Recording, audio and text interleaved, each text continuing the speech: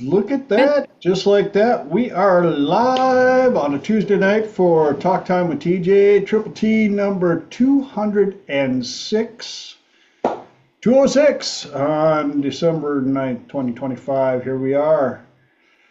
I want to thank everybody for popping in. My name is TJ Zebel. I call myself a professional problem solver, which I always follow up with, no, I don't know everything. I just have a unique way of asking lots of questions and helping people find the solutions they are looking for. I've packed a lot of stuff in this gray matter in the short time I've been on this planet in this meat suit. And I've got a lot of friends that I can help figure out stuff. And then after that, of course, there's the internet. So we got access to a lot of information, but here we are tonight. And I want to thank everybody for showing up. We got even got people out on YouTube, which allows me to say, hi, Mom. Mom's watching as usual out in balmy Minnesota. Yeah, send warm thoughts up to the people up there, and of course we got Mark in the heat zone as well. Both of you, all of you guys are in the heat zone. I'm the only one down here in poor Texas that's having to put up with. We almost hit like 35 last night. The heat zone. That's very funny. What what's it like in Pennsylvania? It is like 20-ish right now. I think I went out for a walk earlier. Yeah? So, yeah. Are things up in Boston area? Your You're mic's on mute, off. Mark. We couldn't read your lips. Your mic was off. He goes, yeah, I was trying Yeah. to eat. Um, yeah, this first day I put on my long johns under my clothes, so but tomorrow's supposed to be 50. So New Dang, England weather. very cool. Well, back to YouTube. For all of you that are on YouTube or watching the recording, I'd appreciate it if you would do the YouTube stuff that doesn't cost you even a penny. Even though they're not making them anymore, still won't cost you a penny. All you got to do is help me out, help the channel out. Click the subscribe button, ring the bell, click the likes. Click the likes on as many of these videos as you want to. There's 206 plus a bunch more that you can click likes on, and I would appreciate it if you would comment on as many as you could, because I like the comments. Let's see, what else? I got a website. I always like to let you guys know you can go check out my website at www.thetSWB.com. Stands for the Tall Skinny White Boy.com. Tall Skinny White Boy. That is he and he is I, and I've been that since way before the internet. So whatever else you find on the internet for the TSWB, that is not me. If it's not me, it's just a wannabe. But on there, you can find out some of the stuff that I am privileged to help people out with, like depression, anxiety, phobias, PTSD, grief, money challenges, corporate coaching, a lot of relationship stuff still going on. So if you know anybody that's asking Santa to bring them a special somebody, have them get a hold of me so we can make sure that the order is what they are looking for, not just another experiment. And we'll leave that at that. Moving on, time to introduce the tie of the week. Been doing the tie of the week since the first episode in 24. So we're almost a full 2 years of the tie of the week.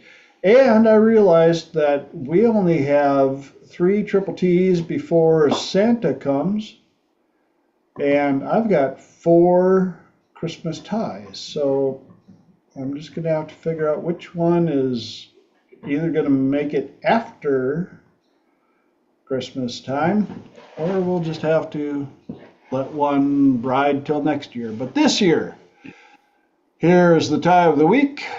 Dun, dun, dun, dun, dun, dun, dun. I was gonna say, I feel like there's a reindeer at the bottom of it. It's so cute. Oh my gosh. One of my That's very favorite cute. Christmas ties. A plus. So there we got the tie of the week. And that allows us to move into hearing good stuff about the past week since we've been together. Anybody got some cool things they would like to share from the last 7 days? Lenora. Oh, it's 6:06 your time. I appreciate this group so much. And I don't know if you guys think or know how often I think of you during the week. And so there are times where I'm like, I need to stop and send text messages and stuff. And sometimes I get to do it. And sometimes I just mentally send text messages. But this group is just so lovely and so insightful and so enjoyable to keep sharing things with. And it helps me so much because I take bits and pieces of what we share and then I apply it to my life, or I'm like, oh, I came across this. Maybe I should share that in Triple T. So it's just so fun. And I just start making a collection of things to share with the group. So I have some things that I wrote down, some notes from this week. So I'm excited. So that's all I wanted to say. Okay. We appreciate you here more than we can describe. So thank you very much. And shout out to Guillermo. Appreciate you being here, brother. Anybody else got anything they want to share? Say hi to Renee and Miss Holly as well. For those of you that are watching on YouTube, a little hint is if they don't have their cameras on, chances are you don't even see them. No, we're not talking to ghosts. You're welcome to join us on the call, and you can be one of the ghosts on the call as well. But sure nice to have bodies on here. Anybody else got anything they want to share? Yes, Mark. My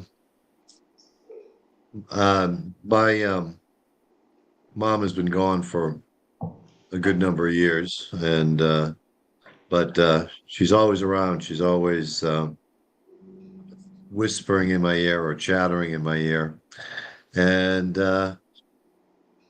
with the latest health concerns, again, I'm always concerned about my wife's health. She's, and the other day it's like somebody says something in the room and you're like, what, but I hear her voice saying, don't worry about it. She'll be around next Christmas, about my wife. I'm like, okay. Not only do we get this Christmas with her, she's guaranteed next Christmas. So as far as my mom's concerned, so she's never wrong. She predicted the sex and the pregnancy of all 4 of my grandchildren. She could never keep a secret. So she, I learned about it before, the news broke, shall we say. And she used to give me my birthday presents early because she couldn't stand the tension. So she's always jumping the gun. But she said that my missus is going to be around not only this Christmas, she said, she'll be around next Christmas. So I've got that in my back pocket. Very cool. And we're going to hold her to that. Speaking of predictions, before we get started, anybody see that little thing on Instagram where they found out that the Simpsons show made a prediction? Let's hope not. Yeah, because they've been... Spread that timeline. Yeah, the amount of predictions that they have made on the Simpsons show is scary at the minimum. And their latest one that popped up is a number of years ago, they predicted that in 2026, January, I think it was like the 19th through the 25th or something like that, the US is going to have a winter of epic proportions. They're talking the stuff they showed on The Simpsons, which again, I don't like getting into the whatever, but the fact that the amount of things that they have predicted on that cartoon show that have come true. For those of you in the winter area, please make sure that you're set up for a butt kicker of a winter storm starting somewhere around January 19th. And Mom, if you want to come down and visit and watch it from Texas, just saying, please. Now that we got that out of the way, everybody's thinking, good. Snowman. We're going to get this show rolling. For those of you that are watching for the very first time or watching the recording for the very first time, the way it works, this is a 2-hour show. And the first hour, I do my best to get through 3 topics that I've come up with for the week. And then the second hour, we take a little shift in the gears, and it is open mic, open platform. Anybody on the call can bring up questions and topics, and I let all the people on the call answer first because I like to learn as well. And after everybody has answered, if I feel there's something I can add to the mix, that's when I toss in my 2 centavos. And I guess it's time to get it rolling with the topics of the week, which are overwhelm, clashing V and C, and compliments. So let's dive right into overwhelm. Here we are. We've got the holidays upon us, and brings about all of the fun shopping stuff and all of the fun calls for this support and that support, and all of the, if you watch any type of television, how many ads are on now that are just tugging at your heartstrings to get to your purse strings? They got to do it around this time of year, of course, when everybody's in the given mood. So between that and having to spend time with the relatives and traveling and trying to decide how you're going to budget bringing the food and buying the presents and paying for the heat and paying for all the other stuff, it can get really overwhelming. The other part that unfortunately this part of the year brings up is remembering anybody that is no longer coming because they're no longer with us. And that can be overwhelming enough on its own. And helping people deal with that, friends, neighbors, family, all the above, it can take quite a toll. And so my quick little question for you guys is, what are some of your favorite or most trusted ways to deal with the overwhelm and the overload that this wonderful season brings us every year. Anybody got anything they want to share on that?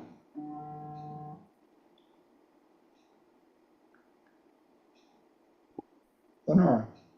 I've actually tried to go out of my way to make it as enjoyable as possible. So I started to make traditions along the way, and now my husband and I, we have a ton of traditions. When it comes to getting together with people, I definitely do practices that will help keep me grounded before I go in, and then also while I'm there, and then after.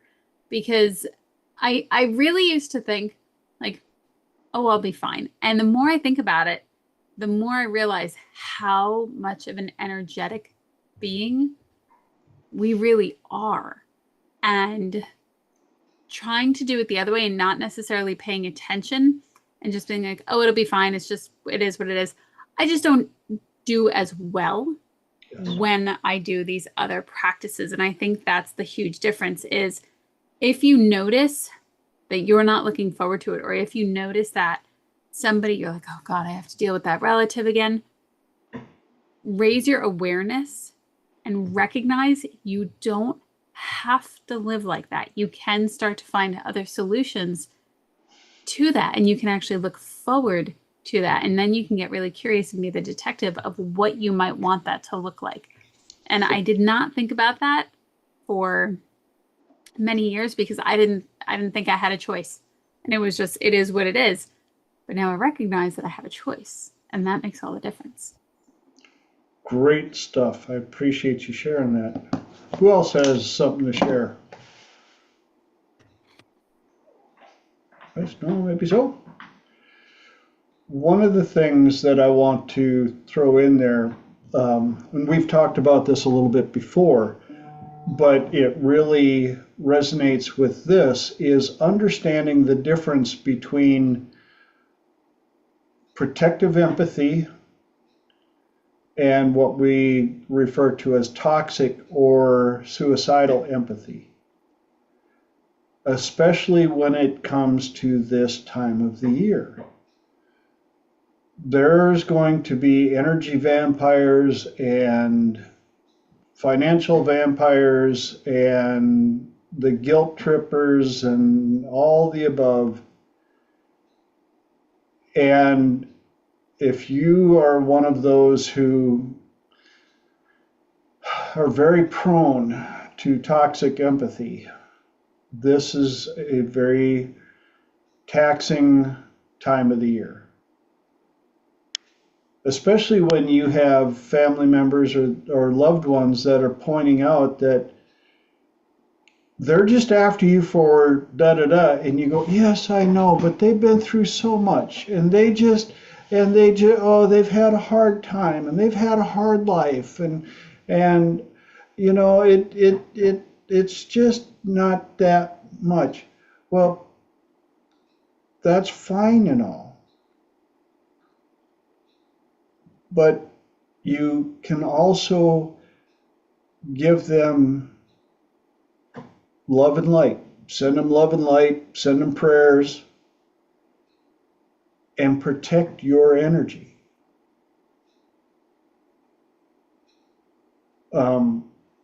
For those of you that have not heard of the book, The Body Keeps the Score, it's a little rough reading. It can be a little eye-opening.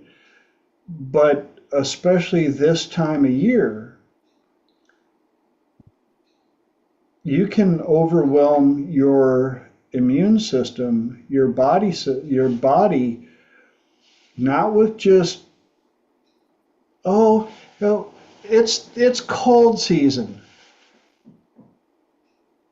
Well, yeah, but you also have to understand it's cold season because there's a ton of people that are A, not going outside as much, getting as much sunlight, B, not getting as much sleep. They're stressed because they've got extra hours, or they've got extra bills, they've got extra all this.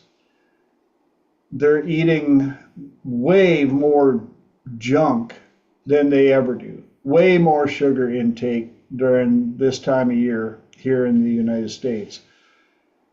And you combine all of that together,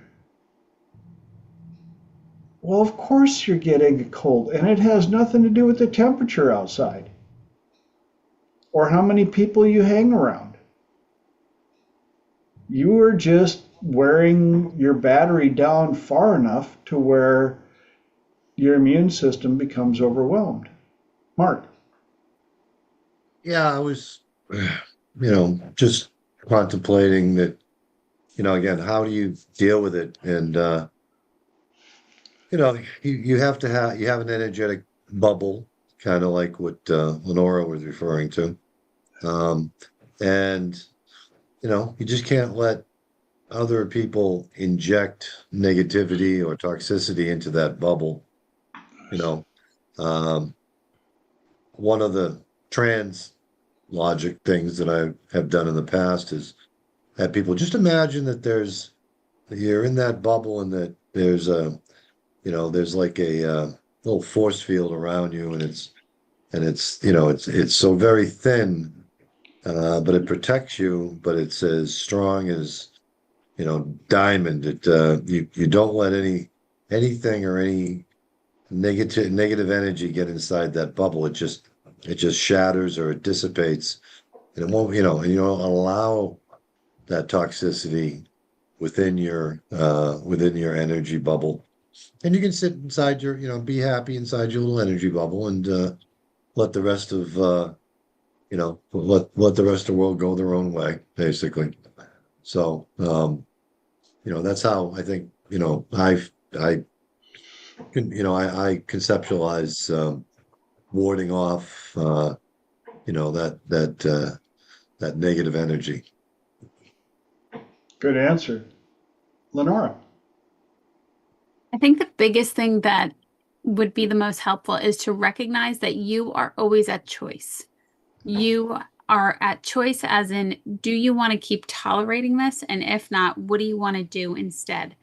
And start implementing those changes to the best of your ability, or reach out to this amazing group or ask questions, whatever it is, because we can so quickly default to, I have no control, or, they're just that way and now I have to take it on, and feeling like we have to constantly fix things. And that has definitely been something that has evolved for me over the last 2 years. And I knew it from the outside, but really implementing it in my closest relationships, recognizing that I can't take on their worry, I can't take on their stress. And I also, the way that it came across most recently was there were some people so I'm getting a dog, and there are some people who are asking me questions that I have already known the answer for. And it's almost like they're trying to force feed me their worry. They're like, they're going right at you. And when you could recognize that this person is sending all this energy to you, it is your choice. Do you want to eat what they're serving you? Do you want to take it on? Do you want to adopt it? If not, do things like Mark had shared, which are really helpful, or whatever anybody else shares, and recognize that you do not have to worry because somebody else is making you worry. You don't have to take on their worry as yours. You don't have to take on their stress. You don't have to take on all this stuff they're trying to give you. And it will make a huge difference when you start to recognize that it is a choice, and you've been not only conditioned, you're now running a pattern of taking it on. Yep. And I'm so glad you brought that up, Lenora, because it brings up another metaphor that I've used a number of times. Is it's one thing to get, well, I'm going to use two metaphors. One is getting hit in the head with a 2x4 sucks. And there are different ways that can happen. You can be walking behind somebody who's carrying a 2x4 and they turn quick and they crack you with it. It hurts. But it wasn't intentional. Or they walk right up to you, look you in the eye, and hit you just as hard, not any harder, not any less, but that hurts more because of the intention behind it. Now, if you're going to an event where you know that there's somebody that just loves to push your buttons and they're that kind of person, the other way to look at it is the boxing ring.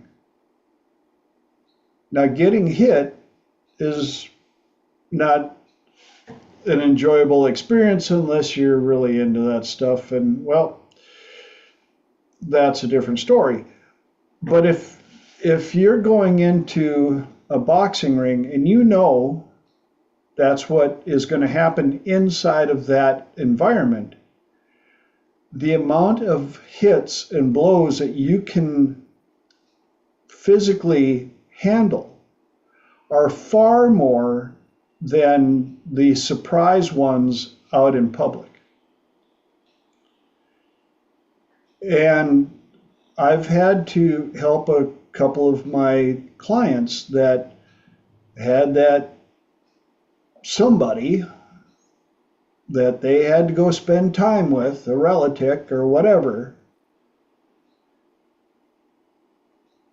and we just basically allowed them to get the mindset of, I'm going in the boxing ring, but I'm not going to be the aggressor. But I am allowed to counter, I'm allowed to block, I'm allowed to shift and dodge and learn how to verbally spar with some people that need some verbal sparring.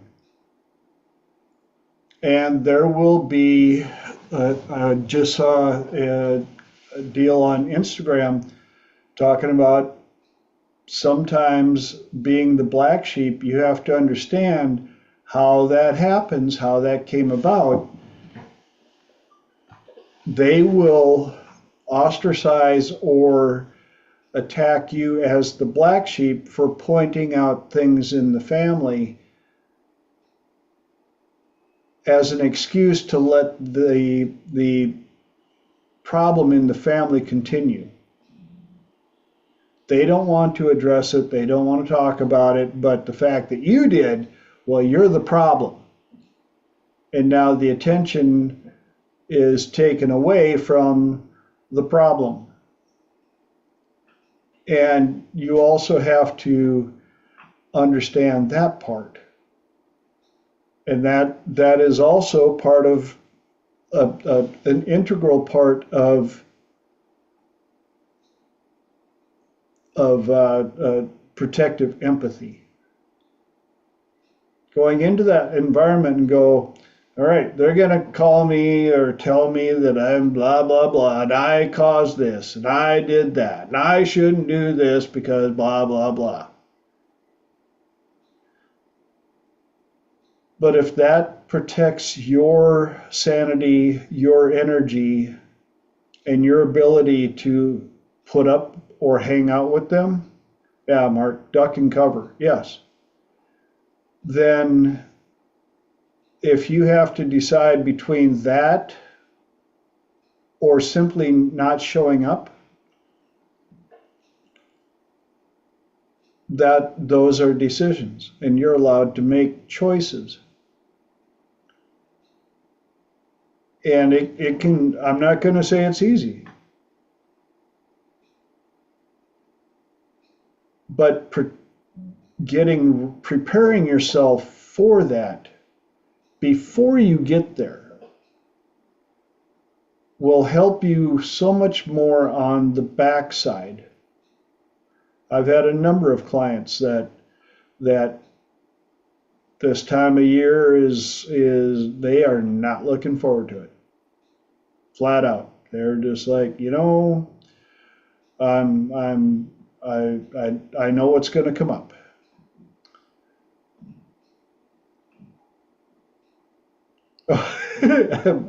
Mike put in another thing for those of you that are watching on YouTube or watching the recording. You miss out on all the good stuff in the chat, and I try and share as much as I can. Mike put one in there, squirrel, because we all understand our squirrels here.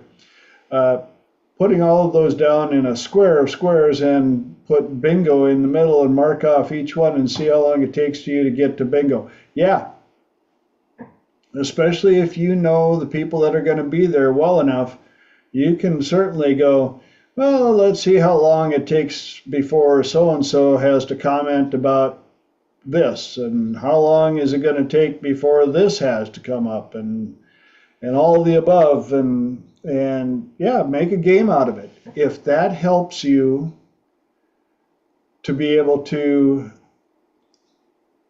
look forward to the hits, that's a great way of protecting your energy. And imagine how ironically fun it will be if they prove you wrong. Like, oh, I didn't get any squares. It was a good get together. Cool. You win both ways. And that's what we're here to learn is dealing with humans in their natural environment. Yay! How can we better prepare ourselves to make sure that we can make it through as protected as possible? Any other ahas, epiphanies, input on that before we move on? See if we can get all three topics in again this week. Yes, no, maybe so. Well, how about if we move on to topic number 2, which is clashing V and C. And I know that my peeps in this tribe know what the V and C is. What is it, peeps? Values and criteria. Values and criteria. And that ties right in with the topic that we're talking on, because one of the biggest things that helps people get butthurt is having clashing values and criteria. And for those of you that are watching for the first time, if you're wondering what values and criteria are, that is the building block, the foundation of everything that you feel any type of emotion about or your decision making. You can, in the famous words of Dr. David Snyder, you can't even pick a stick of gum without using values and criteria. And when you start getting into groups of people and understanding that everybody's values and criteria foundation is as unique as every one of their fingerprints. It's not just like saying, is my thumb fingerprint as close as yours? It's like saying, are all my fingerprints close to yours? Now they can be close, but the older you get, the more you've added, subtracted, modified, built on, had subdivisions, put in new stuff, tore out old stuff,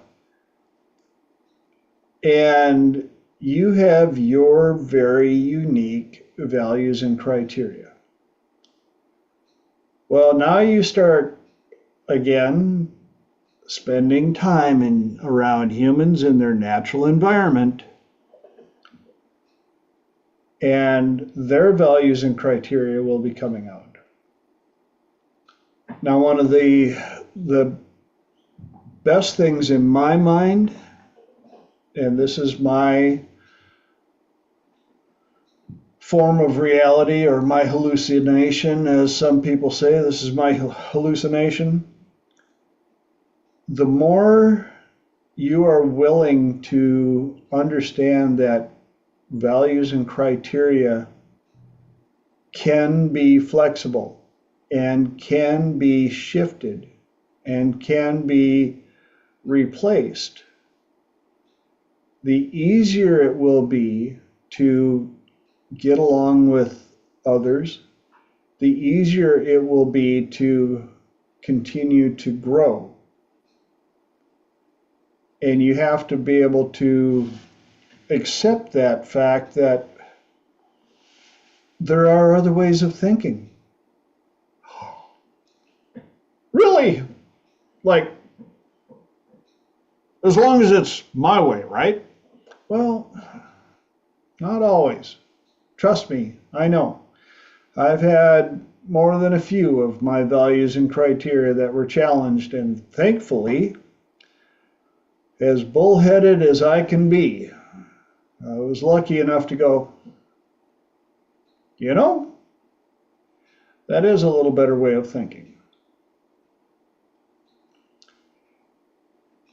And when you're, again, going into the holiday season where people are overwhelmed and they're stressed out and all the above, I guarantee you, if you cross or violate one of their values and criteria, there is a good chance they will let you know that you have crossed or violated one of their values and criteria, and you are completely wrong and need to see the light of their amazing, steadfast thought processes.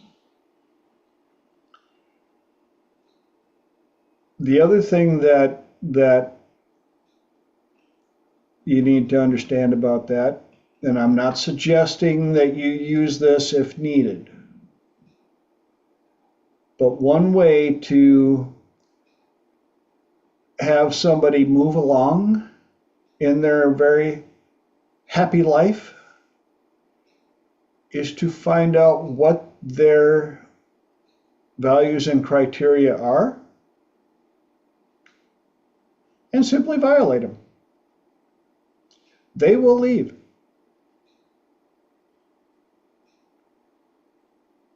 It's not a very nice way to get them to move on. But if you understand how it works, it's easier to prevent it from happening accidentally. And in this day and age, with all the division and all of the pot stirring that goes on, oh my goodness, are we expected to walk on tippy-toe eggshells, quiet, don't say anything, and just absorb if their opinion doesn't match yours? That's a choice. Again, with going out and hanging out with the groups and the rallies and all the fun stuff. Let's do an office party. We're going to invite everybody, including Mrs. Cratchit from accounting, who doesn't like anybody, but she shows up every year to let you know she doesn't like anybody.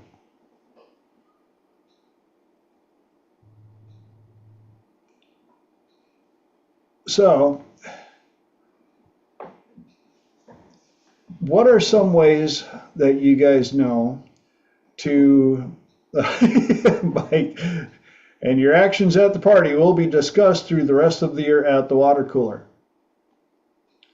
Yes, 5 seconds of fame, a year of regret. Yay! Mark. For those on YouTube that are not in the know, but for the folks here, I know I'm trying to teach the Pope how to pray. But when you do a values elicitation with people, um, what's something you truly value in any relationship. And you guys all know how this is how we filter, people is, again, by our values and criteria. So, and even some people who share the same value can have that clash because it is the word, and we all have a different dictionary, so um, say two people, boyfriend and girlfriend have or husband or wife, whatever, they have honesty as their number one value. But his definition is you got to tell me the bald-faced truth, whether it hurts my feelings or not. But her definition is you got to tell me the truth, but you got to do it in a way that doesn't hurt my feelings.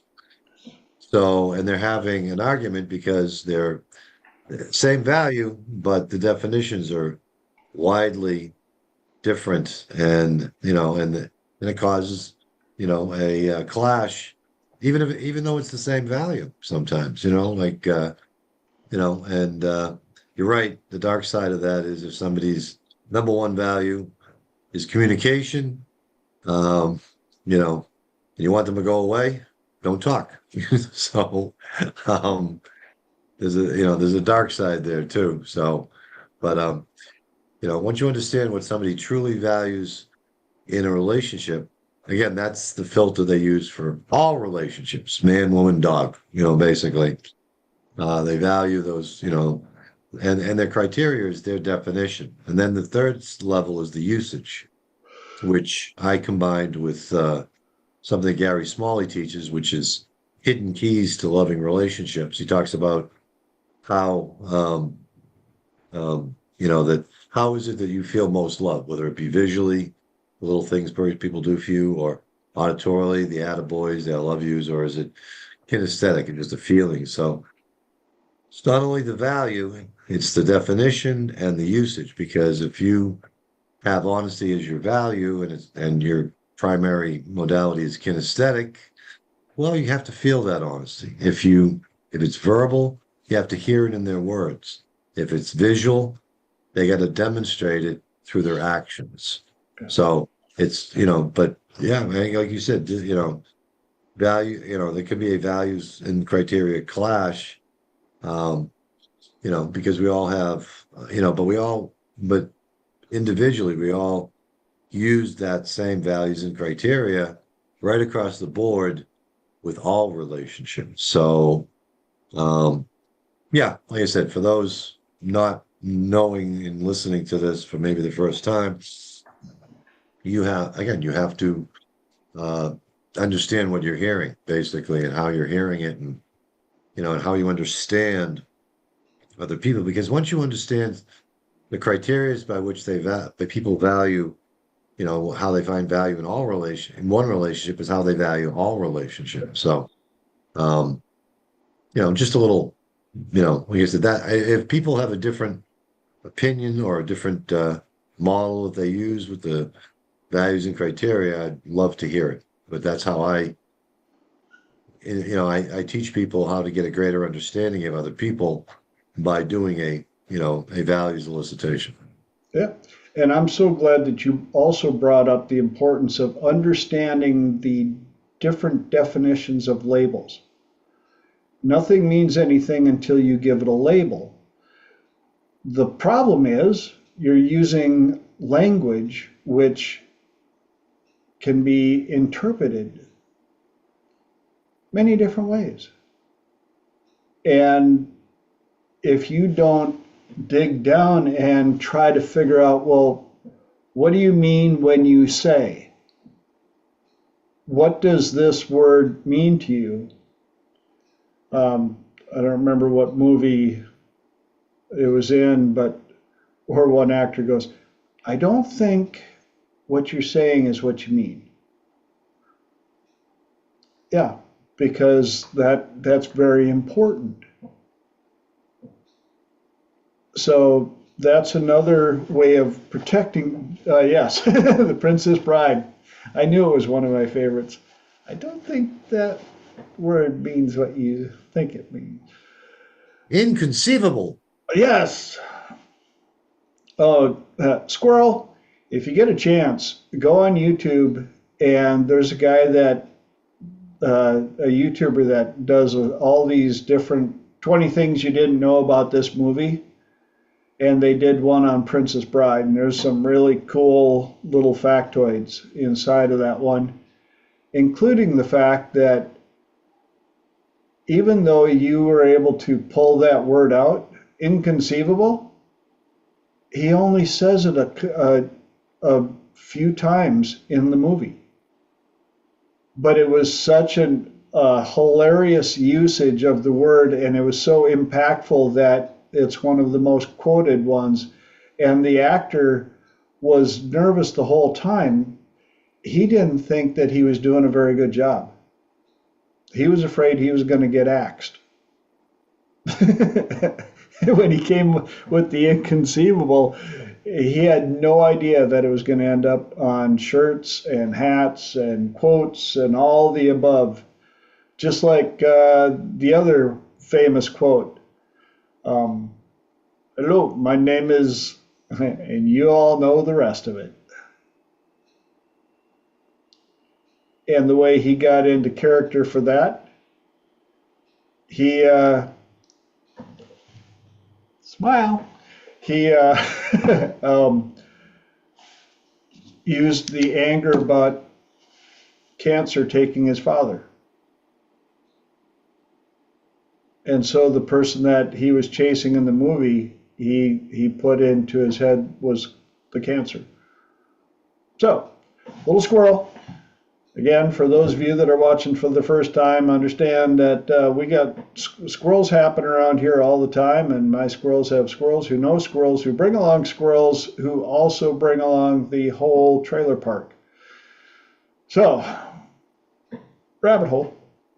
And that leaves us with 13 minis to try and get all three in, but we're going to take Holly's hand up quick. Holly. Can you hear me? I know my problems. Yep. Well, let me know if Coming you in can loud hear and me. clear. So, just a random thought I had. Okay, I was wrong. Your mic cut out. We could hear you good, and then it went gone.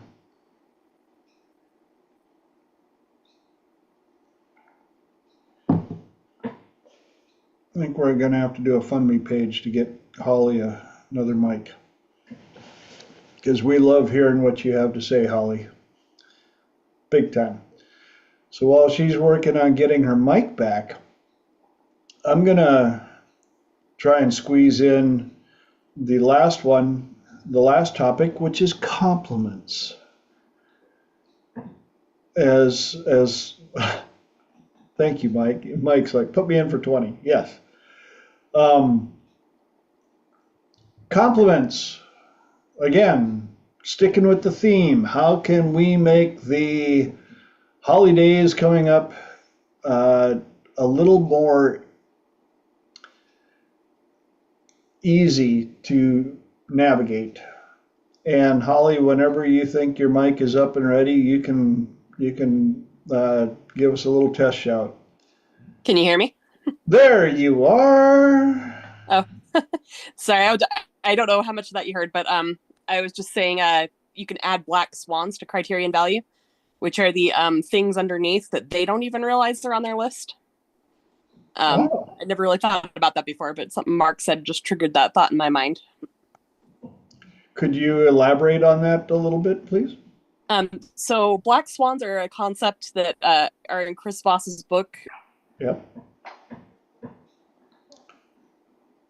And you dropped out again. And Chris Voss's book would be Never Split the Difference. He is also the person behind the business Black Swan Group. Great person to study for communication and negotiations. Incredibly intelligent in that department. And while Holly's working on her mic again, we're going to get back to compliments, try and squeeze that in. Again, with the holidays coming up and a lot of people going through a lot of stuff, one of the easy forms of medicine is simply compliments. Although they have to be real compliments. Holly put in there, I think trying to talk makes my internet crash. That's because of the beautiful energy that you're floating through there. You must have rusty pipes on the internet. But again, for compliments have to be real. They have to be meant, all the above. But for anybody, if you think back, when's the last time you got a really cool compliment, especially the ones that were offhanded, that you weren't expecting? Now, it's one thing if you make a meal and you know that you knocked it out of the park and it was good, and people tell you how good it is, it feels nice. But if you're out in public and somebody just goes, wow, I really like that outfit, out of the blue. You don't know them, they're just walking by. How different does that compliment hit? One of the things that I try to push my students and clients is looking for ways to compliment anybody, even if you don't say it, as an exercise to get your mindset on looking for things about people that you can make a compliment on. And unfortunately, in this day and age, feminism, I'm going to call this out, I'll probably get in trouble for it, and a bunch of other things have made it really hard for guys to give women compliments without the women throwing up a wall going, what'd you mean by that? Well, what I meant was your hair looks really nice today. That's it. No hidden agenda, no, just telling you that you look really good today. And as such, I've gotten to the point where I like to do what I call flyby compliments. If I see somebody that deserves a compliment or something that I like, I love giving out compliments. I just love watching people smile and making them feel good for no reason at all. But I'll be walking by and I'll be like, those shoes are really cool, and just keep walking. That lipstick shade looks really good on you. Keep walking by. Your hair looks so healthy.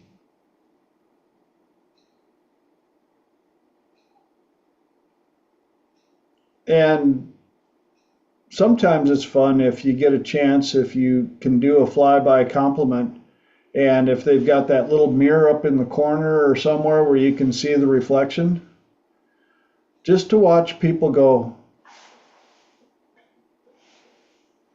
did he just say that? Yes, because it didn't cost me anything. And even if it did, it would be worth it.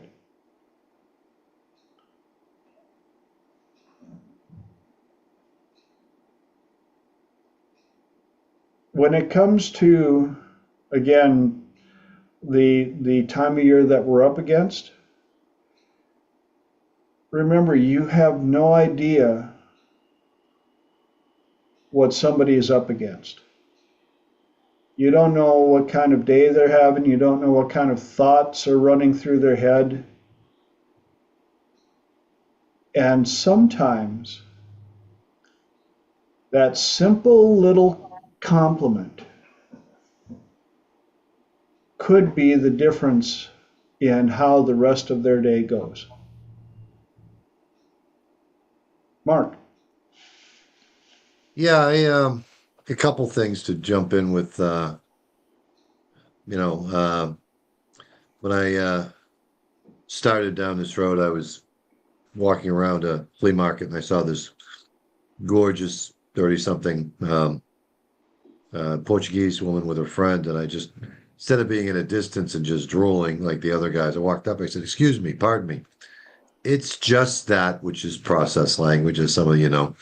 You are absolutely stunning, and I just had to say that. Have a nice day. And so I threw it, and she lit up like it was Christmas morning. Yes. That was my entire intention, was to just make her day. And you can, like I said, you can make somebody's day with a compliment. I'm sure every time she retold that during the day or during the week, I got better looking until I was the Portuguese George Clooney by the within a very short amount of time. But yeah, like I said, again, you can make somebody's day just by giving them a compliment. I was a random out there squirrel threw something at me when I was making a cup of salted caramel hot chocolate for the next hour, and it said, "How often do we compliment ourselves?" Thank you. Okay. Thank you. Yes. I guess, you look in the mirror in the morning, girls, and go, "Ooh, more than mortal man deserves." Yeah. Or look in the mirror and go, "Yeah, all right, buddy, you're on top of things." And saying them out loud instead of just in your head. Yeah. Like I said, you Look can in the compliment mirror, yourself. say them out loud. Man, you are looking good. That's right. Damn. Yes. And Have a great, like I said, I if I have a great session, I get a really good, or I have a good day, and I help a lot of people. I just come home and I tell the wife, "Boy, man, I think some days I can cure a rainy day." mhm, That's a yes. compliment to yourself, really. So, yeah, how often do we compliment ourselves? And How often along should with we? that, understanding that if you can't find something to compliment somebody on, pray for them. Because if they're that far down, if they're that bad, if they're looking that horrible, if they're at that point in their life, they need something. And again, it doesn't cost you anything. And you don't know what they're going through or what they've been through or how they got there. And life can change. Plot twist, left turn. Trust me, I know. I've been through a few plot twists, left turns myself, and luckily they all kind of pushed me into different directions and allowed me to end up here with you folks. And I'm so thankful for that. So that means we are at the top of the hour, made it through all three topics this week. Yay! Now it's time for the gears to shift, which should be appropriate as we watch Dr. D working on his vehicle on the outside in the frigid cold air of San Diego. It's got to be almost 68. He's like, no, 72. 74. 74. Look at that. Uh-huh. It's chilly. Yes, we'll pray for you. Yeah, as Lenora's sitting there with her electric banky A on, third and blanket. yeah, and I've got my space heater over here, and I've got a warm cup, and but we're gonna move I into feel for you. yeah, we're gonna move into hour number two, which means it's open mic, open platform. Anybody on the call can bring up a question or a topic, and I let everybody answer first. If there's anything I can add after that, that's when I throw in my two centavos. And Mark has his hand up. So what do you got, Mark? Well, again, it's probably a whole can of worms again, but I hope it does carry us through forward. But I was thinking of, for many years, between Thanksgiving and Christmas, this Christmas spirit seems to, um, it's almost like, it's almost like a trance state.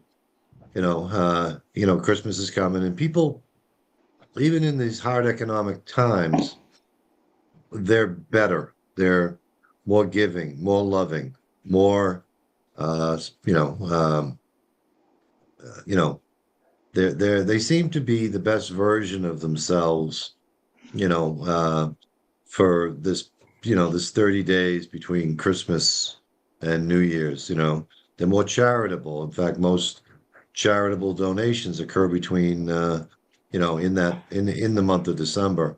And,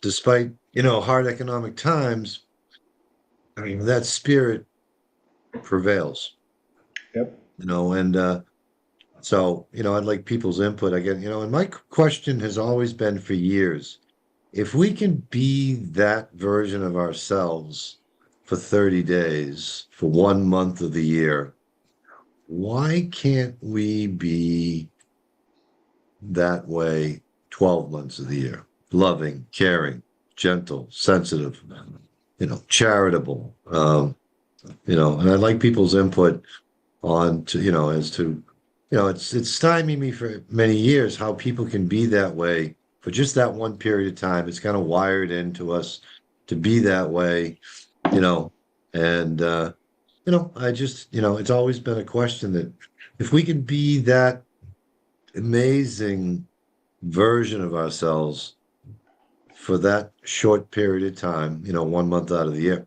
why can't we be that way the whole year round? Great So that's question. my question. Okay. Who's got some input and answer for that? Lenora. I love the idea of that. And oh my gosh, if we want to do like a triple T challenge of some sort, like maneuvering that and seeing who else we can invite to participate, I think that'd be awesome. Quick side note for Duncan, if you're wondering, yes, the blanket is heated, and also I have a heating pad on the floor because my toes are freezing. I think what happens is people linger and they hold on to the fact that things have changed in the past, and when things don't necessarily go the way that they want, and they're not, other people aren't experiencing the same kindness that they're wanting to share, they're so quick to go back to default. And because I think especially during the holiday season, there's so much energy traveling around, and then just like with January comes along, there's energy traveling around, and it's not always the best part. It's now all the fun is gone. Now we have to clean up. Now the parties come to an end. So I think that adds to it also. So it's not just an individual, but it is much more of an energetic situation, I think. And then you also have people who are working through daylight savings times, and it's still really dark and it's still really cold.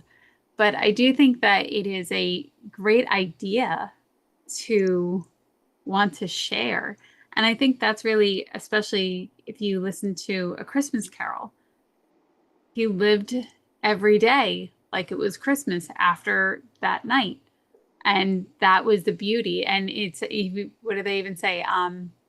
Everybody said he knew how to keep Christmas well alive in his heart all year long. And I think that's a really beautiful idea to continue to pass. Yes, with kindness. Yes, with compassion. Oh, and Tuesday, by the way, Tuesday is, I call it Tuesday as in TOOSDAY, because you too. So the same kindness you give to other people, the same compliments you give to other people, give them to yourself too.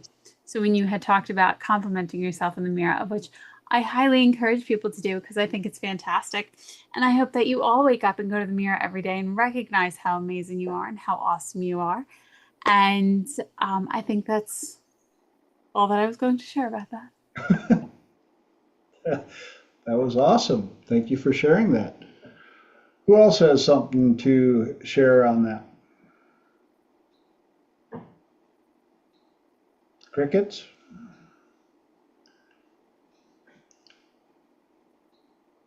Okay, I'll say something. All right. Frosty. Out of the woodwork he comes. What?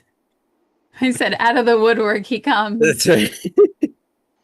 I can remember as a kid, my mom was very much into Christmas. My dad too. Irish Catholic on my dad's side, Italian mom, 3 boys. We did the tree and we did the, I don't know what it was, that white stuff on the windows with the stencil, snowmen and Santa Claus in the sky and all of that.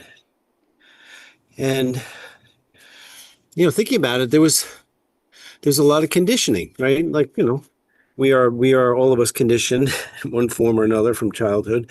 And I remember as a kid, like acting nicer, being kinder, like offering to take the trash out, because I wanted presents, It's like, Santa's checking his list, and who's naughty, who's nice. And, I subconsciously, believed all of that stuff. So I want to be nice to my mom. I'll wash the dishes, and that kind of thing. And Christmas came, and then I was in my room or in the basement with all my new toys that I had earned, and I was playing, So a lot of it was conditioning and, media, right? Buy more stuff. It wasn't, I don't know if it was that bad back many years ago, but especially now, it just seems to be so overly marketed. Christmas is time to buy more stuff we don't need, Yeah. Black Friday and Cyber Monday. And Yes. in case you missed Cyber Monday, we got Try It Tuesday. And well, if you missed that, Yep. it's we'll sell it to you anyway Wednesday. And I know. uh-huh. Yep. And I wanted to toss in there too, right along with what Greg was saying, is the whole idea of atonement. Oh my goodness, the year is starting to come to an end, and I gotta put a little more extra in my karma bank because I may have had a few challenges this year, Yep. and all the above. And of course, New Year's is coming. Well, be ashamed to end the year on a nasty note, so I better polish up the smile and turn on the charm and all the above. So, Mark. Yeah, I was thinking, not to take, attention away from the question, but what Greg said triggered a squirrel in it. When I'm working with, kids around, or I did work around 10 or 12, they've kind of given up that idea of Santa Claus and, he's kind of made a list and checking it twice. So I ask a 12-year-old, do you still believe in Christmas? And usually they'll say, no, I don't believe in Christmas anymore, but they still put out milk and cookies just in case. They got to cover their bases. But the question that I asked them after that is, does Santa Claus, but that's not the important question, kid. The question is, does Santa Claus still believe in you. And that kind of throws them. I'm like, so I explain, are you the kind of kid that if you, if you just, if you embrace the idea of Santa Claus, are you the kind of child that Santa Claus would want to bring presents to? So for them, I changed, I flip it around and I say, it doesn't matter whether or not you believe in Santa Claus. Does Santa Claus still believe in you? That's a great reframe. Because well, I'm not even going to say universally, because we know that there's a lot of places that Santa Claus is. But for those that understand the concept of Santa Claus, they understand the concept of act a certain way so that you can be worthy of receiving gifts. And that goes kind of along with your concept of, well, how long should that last? Why not have it year round? Yep. Yep. Why not? Yep. Very cool. Does that mean it's time for another question or topic? Who's got a question or topic for us? Lenora. Oh, I definitely have lots. One of the things that I came across was this person, and he was talking, and he goes, I don't know, for anyone who doesn't know what their gift is, your gift is what comes easy to you. That's hard for most. And that really stuck out to me because for the longest time, I really thought the things that I considered that people would consider gifts about me, I was just, that's not what I consider to be a gift. It just was so a part of me that I didn't necessarily question it. And especially in a number of the things that I've taken over the years, I have so many cards up here that nobody can ever see unless I take a picture. There's one in particular, and one of the gifts that they pointed out to me was that I was a very safe person and that I was a very non-judgmental person. And I meant to walk everybody through this entire process like a year ago. I have an amazing process that I got from another class about how to find your gifts and about how to find these very specific things, your core gifts and your core connections. And it felt like a power hour of Golden Path. That's probably what it was very similar to. And when they had shared that with me, I was very, very touched. And I was also in conflict because I was busy judging myself, going, but that's not a gift. That just comes naturally to me. And because it came naturally to me and it was quote unquote easy for me, I had a belief in there that thought was along the lines of, if it's easy for you, that's not it. You have to work hard. You have to hustle. You have to, work yourself to the grind. Da, da, da, da, da. So I was really conflicted about it, but I loved the way that this person had shared it when I came across the reel. And again, it's your gift is what comes easy to you. That's hard for most. And how that all landed for you. So what's the question? I don't have a question. I just wanted to share that part. That's good. Let's turn it into a question. Go for it. What are certain talents that you guys are aware of that maybe it's easy for me and people think it's a gift? And what are some other things that you recognize of other people, that they're like, That's easy. I don't understand why everybody's making such a fuss of it. Who's got some examples on stuff like that?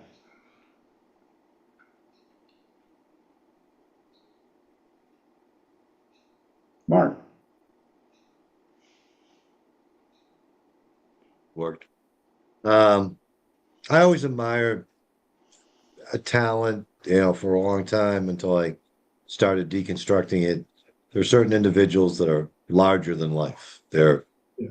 extroverts and they seem to emit an energy that just pulls other people in. And, that, I learned the elements of that and then, how to be that person. It's not a natural thing to me because naturally I'm an introvert. I have to go off by myself to recharge my batteries, but extroverts do it on the fly by socializing. And I always admired that in a few people that I've become, deep friends with. And so when I was someplace where nobody knew me, I was down in Pennsylvania at Cigar Fest. And I decided, you know what? I'm going to try to be that larger than life guy. And um, I was able to walk around the convention hall just being that larger than life person. But being an introvert, again, my friend, he would be constantly socializing. That's how he recharged his batteries on the fly. And it was a talent that a quality that I really admired.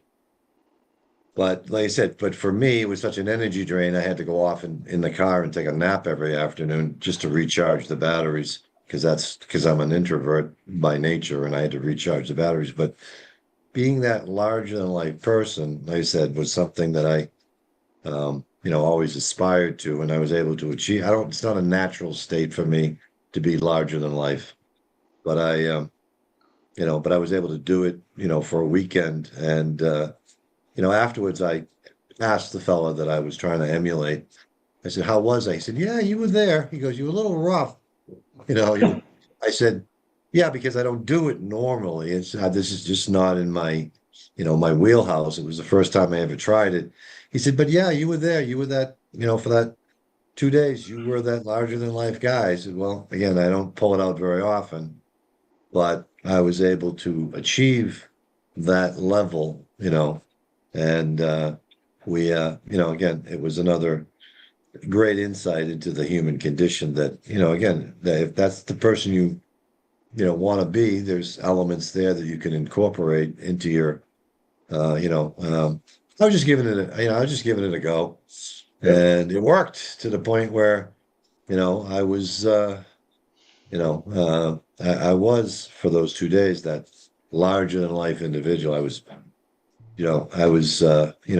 pulling people in and, I was engaging with them as that larger than life guy. And, again, it was very interesting, but like I said, like all things, I just, it was something to learn, something to experience, something to store away, and then have that at my beck and call whenever a situation would present itself. So, those are like I said, I think it factors into what your question was. And what, again, the idea that we can do that because we're us. Okay. The persona that I'm sure Laura does up on stage, again, it's a construct, but the more you practice it, the more natural and normal it becomes, and but it's all but we know at our in our deepest self that, well, maybe that's not who I truly am, but I can put on that that outfit whenever it's appropriate, whenever it's needed. So it's kind of a gift, that and when you understand, you reach that level of understanding, I think that it's a great there's a like I said, it can be a gift to to be like I said, it's about and I just enjoy, like I said, I enjoy doing it. I don't use it very often, but it's but that suit of clothes is hanging in my closet if I ever need to pull it out and be that person. Well, that's straight out of my class, Identity Management University, is if you can pretend, if you can go out and pretend and do it just for a short while, you have the ingredients to do that. Now it's up to you to decide how often you want to bring that mask out. Lenora, you had your hand up?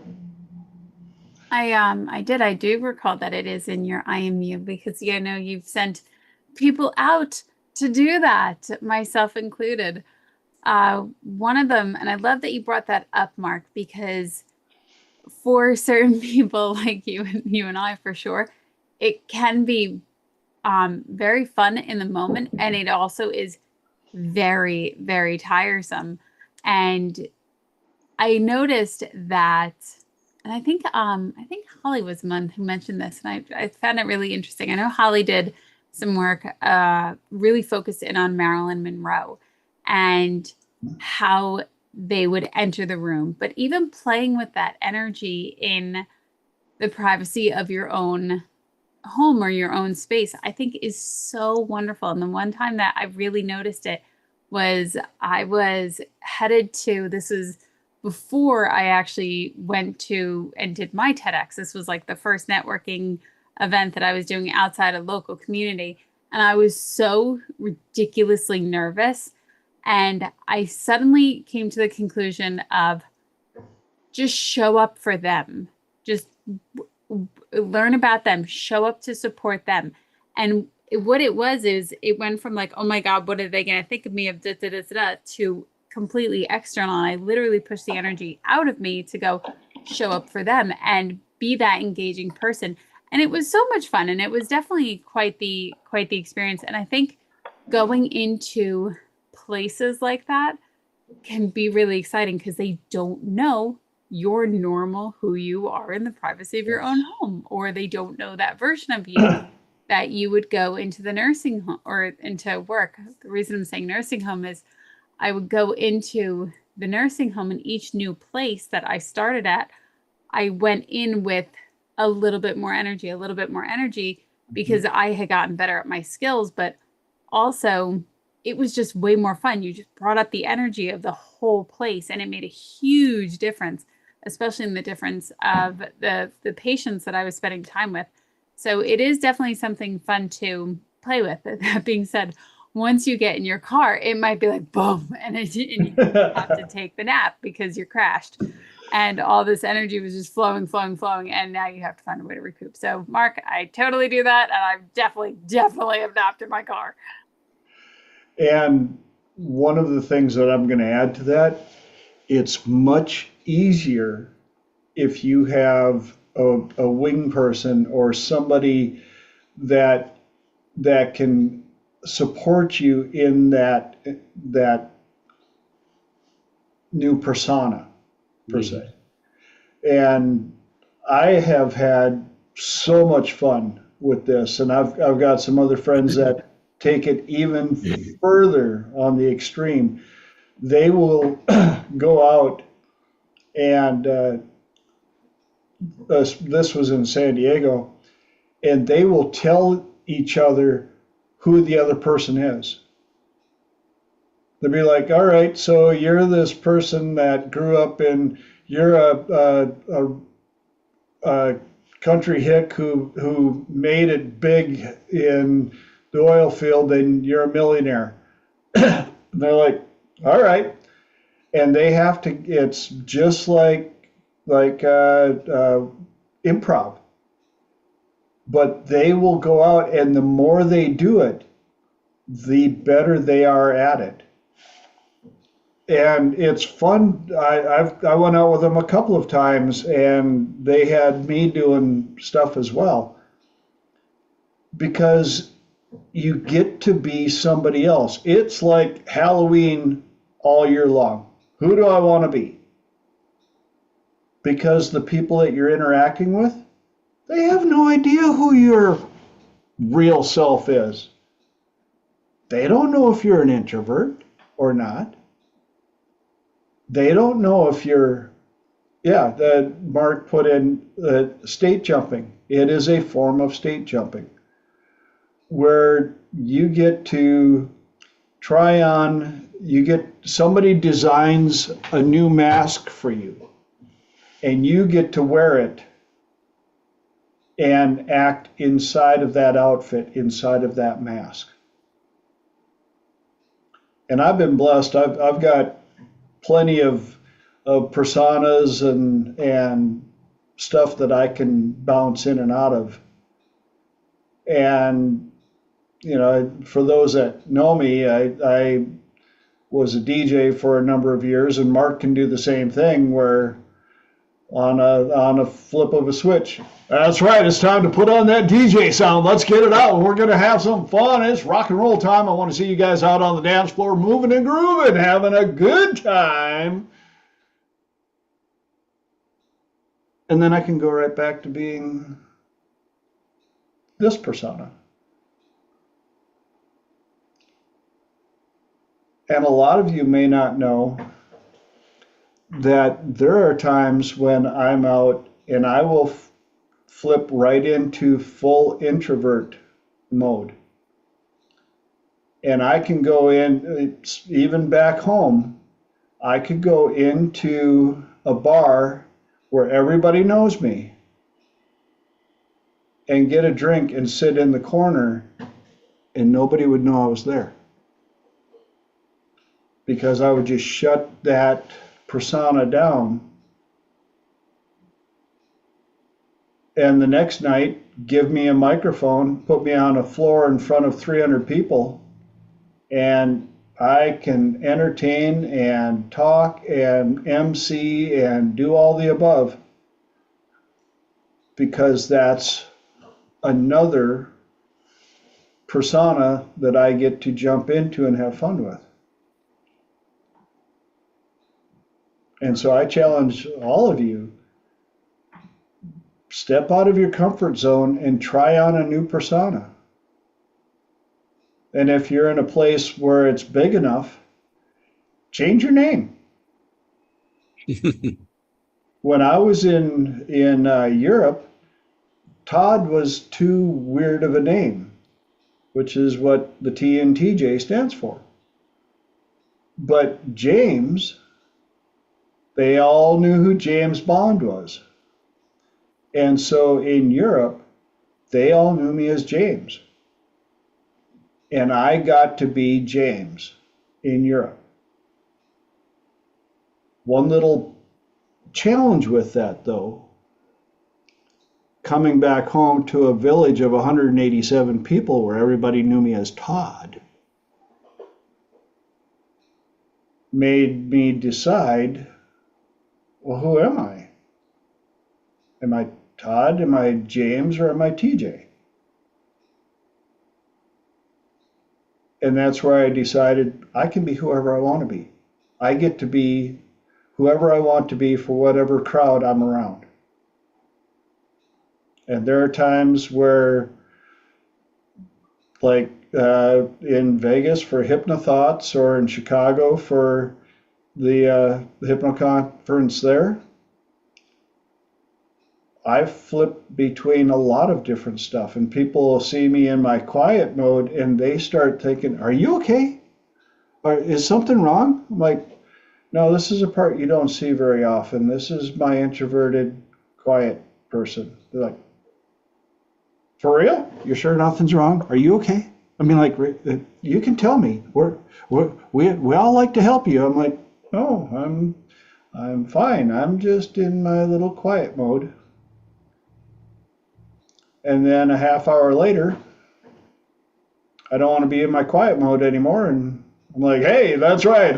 How are we doing tonight? Let's have some fun. What's going on? What's going on? What are we going to do? What are we going to do? I got to do something. We got to get up. We got to be around people. Let's have. And they're like, oh, the coffee kicked in. I'm like, no, haven't had any coffee. This is just another part of who I am. Just some ingredients, more ingredients I have in the pantry. Just like you guys get to see me here on Triple T every Tuesday. This is another persona of mine. And if you were to see me for the 2 hours before the camera comes on, I'm usually pretty quiet, do a little fiddle futzing around the office or around the property and conserving some energy so I can share it with all of you.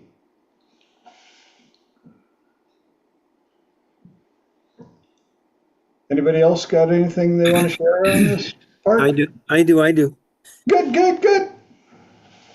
I had a recent experience. I went let's see, a week ago, 8 days ago, last Monday, the 1st. I went out to Palm Springs to be part of a memorial for a friend who had passed a year ago, and his wife put on a really nice dinner party with 24 people at a really swanky, really great restaurant there in Palm Springs. And she had asked me like 3 weeks prior if I'd be willing to say something, because I knew him, Neil, from when I was living in New Jersey and he was living in New York. I met him in 1979. Right? I didn't tell you this already, did you? Did I? No. You weren't here last Tuesday. So that's right. So it was very strange because talking about coming out of my shell and being more open, gregarious, friendly, less restricted. When she asked me to do that 3 weeks prior, I didn't get that, like those butterflies in my stomach like I normally would, like, oh, public speaking, right? All of that. I just like something was different. And so I made some notes for the 3 weeks, and then I drove out there, and initially she said we're gonna go around the table after dinner, but it was busy and they were slow getting the food out. So she said, well, she stood up, she says, why don't we start now talking about Neil, whatever, and Greg's going to go first. I'm like, oh my God. Oh my God. But I was fairly well prepared, and I had made a bunch of notes, which I left at her place, didn't have them on hand. So I just stood up and I just winged it, but because I didn't know anybody but her there, right? I didn't know the other 21 people. So I was able to do that. I was able to just be myself. I was going to say at first to be a character, but I wasn't a character. I was really being myself. And I was kind of testing the waters. Like, I'm okay with 1 or 2 or 3 people generally. Like after that, it get like the energy builds, the more and more people, the energy builds. And it's like, oh my God, all these people, what are they thinking of me or whatever? So I spoke, and it was probably 3 or 4 minutes, I guess. I was talking, and a couple of things happened. One is I was really able to read the people. And things happened I didn't even recognize were going to happen. It was like I was reading people's energy, reading their body language, how they were looking or moving, or they were looking at me and smiling, or looking at somebody else, their partner, wherever, smiling as I'm talking. And I actually was funny a couple of times. I said Neil had told me many times. He had a restaurant, nightclub in New York City, and I would talk to him on the phone, and he would tell me how badly he lost his ass. Right. Which is why he had to wear a belt whenever he wore slacks after that, and, of course, people were laughing. And so it was good. And afterwards, a couple of people came up to me and they said, oh, I just so enjoyed what you said, and it was so heartfelt. And I had mentioned how he loved his wife, Sylvia, and that she was the best thing that ever happened to him. So she's crying, and a couple of women around the table are crying as I'm saying this. And these people said to me, it was so good, it was so heartfelt, and we heard a side about this friend of mine that they didn't know of, because they moved from New York to California. It was mostly her friends at this party, so they didn't really know Neil that much. So I offered them an insight into who this guy really was. The sex, drugs, rock and roll, roll days of the 70s and 80s, and they were shocked. Oh my God, Neil was a druggie. They never knew that. And one lady in particular said to me, she goes, "You should do podcasts." I'm like, really?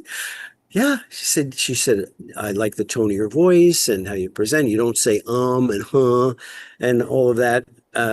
So, I mean, and I got emotional. I was like, oh, thank you. that she recognized something in me that I didn't necessarily saw. I might have felt it at some time, like maybe I could do this, but she, reaffirmed that maybe I had some ability to share with people. So I was able to do that, knowing that I probably would never see anybody except maybe Sylvia ever again in life. And it's not that I didn't care. I didn't care how people were perceiving me, and I didn't care if they were judging me, right? And I just tried to be my most authentic and genuine self. And lo and behold, it worked.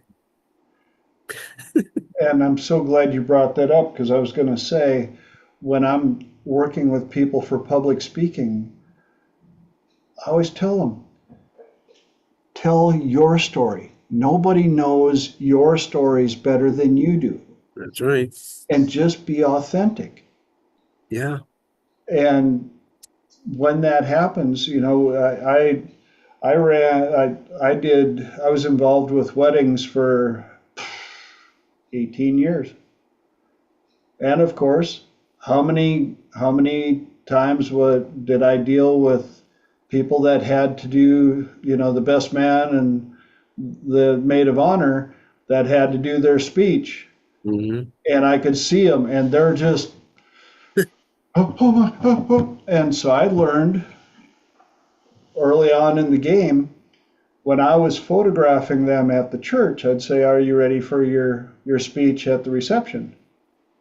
And I would often tell them, only speak to 2 or 3 people. The fact that everybody else is eavesdropping, who cares? Mm-hmm. There are a few people that you can talk to so easily.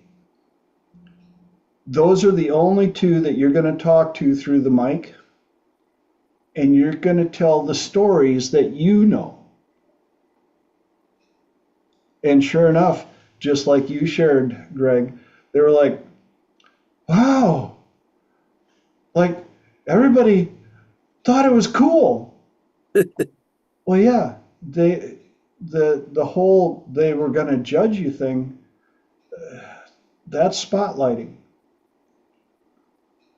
Yep. Just go up there and be yourself. Yep. As though you're just talking to your friends.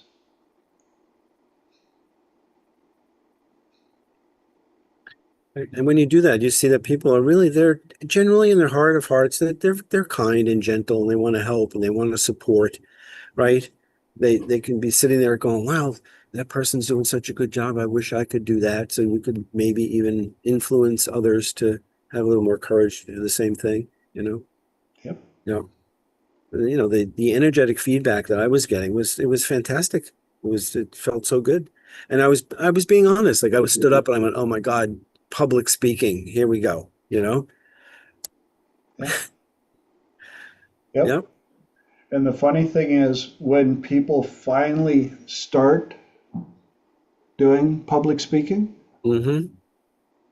they realize that the elephant was not nearly as big as they anticipated. Right. Oh, I thought I was gonna die. I thought I almost threw up, and I'm like, yeah. And once you got chatting and telling stories, and I've watched so many, especially at the weddings, when they realize that people are laughing at their stories and enjoying their stories. Pretty soon, that toast goes on for a while. They realize that I'm having fun. This is okay. I can do this. And a new persona is built a number of times. And that really makes me happy. Lenora. Hi, Fran. I missed you. I love what you shared, Duncan. I thought that was fantastic. Especially about doing a podcast. So I came across somebody on Instagram today, and I was just like, oh my God, this person is super, super cool. His name is Pure Joy McCoy. And he is a young guy, and he is running every day with an American flag. And that's what he's doing. And he is just a happy guy. And somebody puts like a comment, like, I can't imagine anything being more self-absorbed than recording yourself and putting it out there for all to see. And he highlights the comment. He comes on the camera and he goes, I had to respond with a video because I totally get it. It is such a weird thing. If you think about it, I'm standing here in my backyard talking to a screen. You're not here, and this is what we do. And he goes on to say, but it's what I have to do to create such a large impact in this world. And I loved it. And again, especially because we can get so wrapped up in, oh my God, what are they going to do? Again, we're here versus just put it out there. Who can I help? What kind of impact? Who might this reach? And I know TJ has a very awesome questioning affirmation, and I've written it down and it's somewhere up there, but it goes something like, whose life might I impact today, even if I don't know about it? Or whose life might I impact for the better today, even if I don't know about it? Yep. And I love that. So, Duncan, I fully support the idea of doing a podcast. And anybody else who wants to do it, full support. Think about Fran and TJ. If they actually did not take action on wanting to put their stuff out there. Fran has an amazing group. Every other Saturday they meet up. TJ has an amazing group. Us here on Triple T. Could you imagine if those people didn't put it out in the world? Then we wouldn't have this great space. Just imagine the impact that they're having by taking action and opening their mouth. And I will say this also. If you have a fear of public speaking, and also if you work with TJ on this fear of public speaking, there's a good chance that your mouth will unhinge and then they can't actually shut you up. So this is a side effect. Yes. That's how we ended up at number 206. Mm-hmm. And the funny thing is, I started collecting. I kept all of my little notes. They're all right here. Wow. And there were a couple of them that I've lost. But once I realized that I was starting to stack them up, I went, I might want to keep those. Yeah. And when I first thought about doing Triple T, and you guys have heard this many times, but in case somebody's watching on YouTube or a recording, I put off doing this for 3 years because I didn't think that I would be able to have enough content for more than 3 episodes. I didn't know how I was going to do it. I didn't know how I was going to get people to listen. And here we are for number 206. And I remember going to Australia with Dr. David Snyder to teach. And when Fran and the rest of them said, well, we're going to put together a practice group on Facebook, and we're going to, and I said, cool. And Fran, I have to admit, in the back of my mind, we had heard that many times. There were almost every class that we taught, they were like, and we're going to do a practice group, and we're going to get together all the time. We're going to do this, and we're getting really good at it, da da da da da. Fran's group is the only one I know that is still operating 6 years later. Still getting together, still getting it done.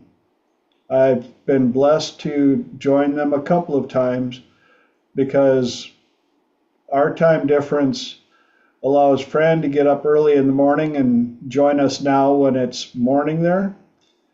but when Fran's group runs, my morning is like 2 in the morning.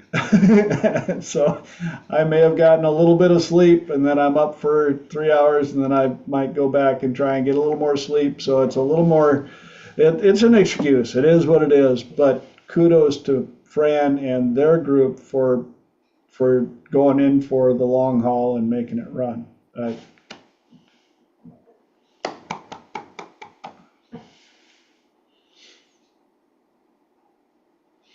So that leaves us with 16 minis to do one more question or topic, one or two. And who's got something? Fran does. Yay!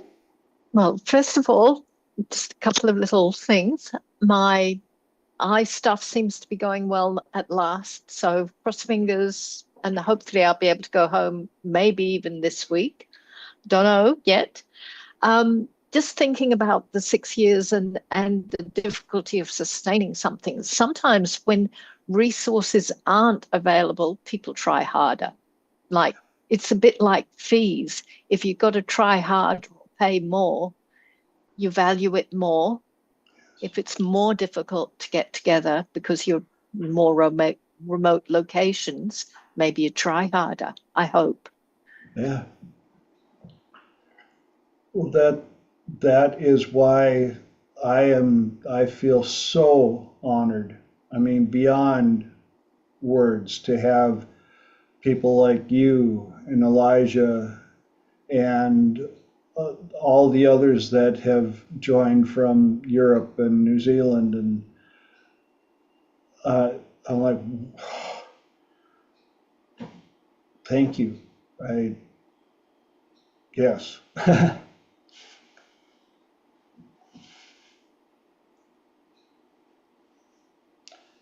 Okay, now that I got all the feels all stirred up, what other questions or topics can we get into? Lenore. How can you use scarcity as a driver? Ooh. How can you use scarcity or hard to get at as a driver in your life? How can you make that work for you? The difficult situations, how can you actually find that it's a really positive thing? Because you've just got to think outside the box.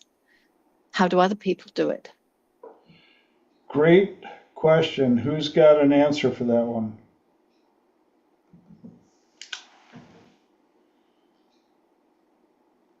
Come on now, I know you guys got some input on this. Lenore. So how to use scarcity as a driver.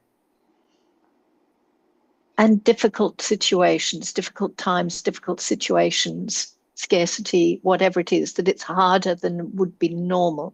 How can you turn that into a driver, into a motivation? Everybody.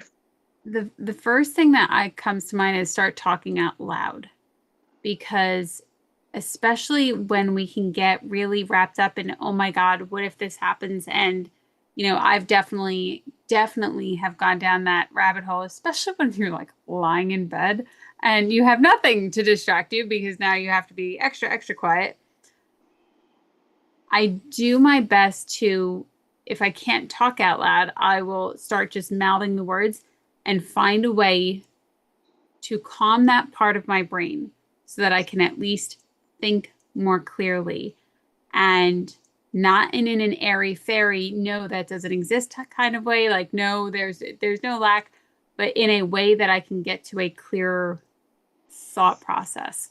So that way, then I form a clearer thought process. I can go, okay, how might I think of this differently? Or what might help me navigate in a more effective or empowered or supported way? Because ultimately, you have to bring your nervous system down. And I know you know a lot. You were the one that sent me down the Vegas rabbit hole, which I thought was the Vegas nerve rabbit hole, which I thought was fascinating. And even in doing that, in the fear of lack or in the worry of lack and all of that, do your best to come back to neutral, and then navigate. Great answer. Mark? Yeah, in the face of adversity, again, you adversity can inspire us, I think, so that you know, so that we uh, pick ourselves up by our our hair and get going. So sometimes scarcity can be inspiring, okay? Because really, someone smarter than me once said, it's not about resources. You know, lack of resources could be termed scarcity, but it's about being resourceful. So it's never about resources, it's about being resourceful. And that's the answer that popped into my head. That, again, a lot of people complain, "Oh, I don't have enough time, I don't have enough money, I don't have this, I don't have that." And that's complaining about resources. But if you dig deeper and say, okay, I got to become more resourceful, I got to look at things differently. I have to, again, that usually leads to some kind of plan, some kind of again, but it's never about resources. It's always about being resourceful. Overcome, adapt, and improvise. 3 solutions for every event, situation, or problem that may occur. And the amount of people that, like you guys have alluded to, they will hyper focus on what they don't have without taking the time to see what they do have that they can utilize to accomplish what they are needing to the goal they need to accomplish. And with scarcity, again, going back to 3 solutions, who do you have in your corner? What do you have available to you that can allow you to push towards that? Scarcity is often things that make things more valuable. And so accomplishing that goal, if there's scarcity involved, that makes it even sweeter. Fran? It's a shame we haven't got Elijah here, because he'd be going into not-nots, and the not-nots being actually everything available to you. So, he's got this wonderful turn it around perspective, that where you make yourself restrictions, he actually turns it around into you've actually got everything available to you. Yep. And you were talking about the 3 possibilities, but I mean, what about getting into this with 3 chairs, with, what you haven't got, what you have got, and maybe something else, and actually start looking at it from different perspectives. I think it can, if you've managed to pull yourself from out of the I can't do anything phase, it can actually pull you into a sense of flow and creativity. Thanks. No, absolutely. You're right on point. Mark? Yeah, there was a scene in the movie Patch Adams, and he was talking to this other fella, and he was talking about, again, trying to find a solution. He said, and the fella told me, he said, listen, if you focus on the problem, you can't ever see the solution. Don't focus on the problem, focus on the solution, and the solution may, present itself to you. But if you spend all your time focusing on the problem, you're never going to get to the solution. It was just one little scene. It had a lot of meaning for me. Yeah. And as soon as you brought that up, I thought about a story about that Wayne Dyer loved to tell. Was you go into your house and you drop your keys and you realize the electricity's out in the house. And you're like, oh, how am I going to find my keys now? But you look outside and the street light is still on.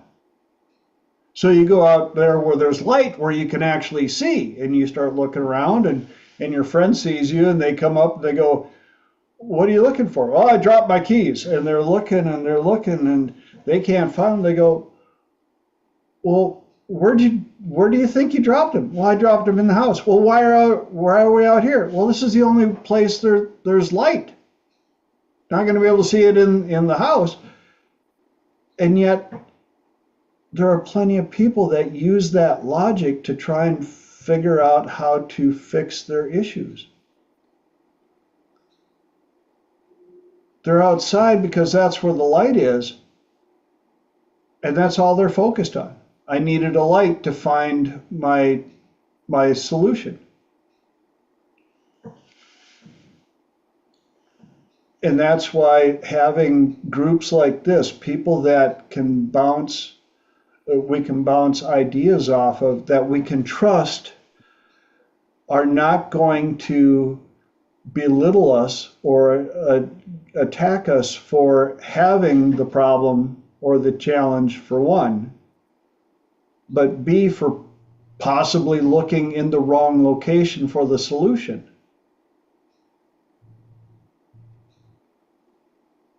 And that's why masterminds are so good. If I challenge any of you, if you have not been part of a really well put together mastermind group, find one, if nothing else, just for the experience. I got to be part of one for a short while in San Diego. And it was a group just like this, where they would allow 2 or 3 people from the group to bring a challenge that they're dealing with. And they would present the challenge, and the first question is, okay, so what have you done so far? So that we're not repeating the same steps. And then after that, they would give out all of these options.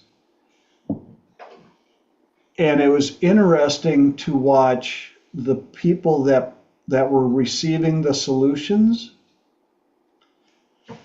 learned you don't tell people why the solutions won't work. The only thing you're allowed to say that is remotely close to it, when I tried that, I did it this way, and these were my results. Because that allows another angle for the mastermind to go, okay, you tried it this way. What if you did it with just a little different approach? What if you did it with just a little different mindset? And so, yeah, what's the next step? Exactly. So these are ways that when you start hanging out with people like this, steel sharpens steel. You get really good at not only receiving the help, but understanding how, as a collective, you can offer bits and pieces of information for help. But that's kind of what we're doing right here, and I love it. Fran. It kind of throws me back in thinking to what I was saying last time about self-hypnosis in the mirror and interacting with yourself in the mirror.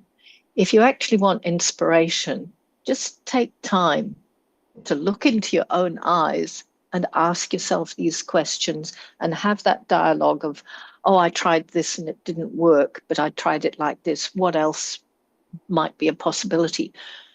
Because we block ourselves off from our own wisdom a lot of the time. And if we just allow ourselves to be uncomfortable talking to ourselves directly, looking into our eyes in the mirror for a while, we start actually getting into that flow state. You can't help it. Yeah. but it's just a matter of getting over the, oh, what if somebody's looking in on me, or the self-consciousness of it. Once you get past that, there's a lot of good advice in the mirror and all the things you forgot you knew. And I've been very guilty of that recently myself. So I'm reminding myself. Good. The other, one of my squirrels reminded me, the other thing about doing masterminds and stuff like that and hanging around people is you start understanding how they think, and it becomes another voice inside of your head, another person you can put into 3-chair, another person that you can, how would they think about, what would they think, what answer would they come up with? And it broadens your ability to answer your own questions. And Lenora, you had your hand up? I just actually messaged Fran. She mentioned self-hypnosis last week, and I took that idea and ran with it, and it was fantastic. Could not say enough positive things about it.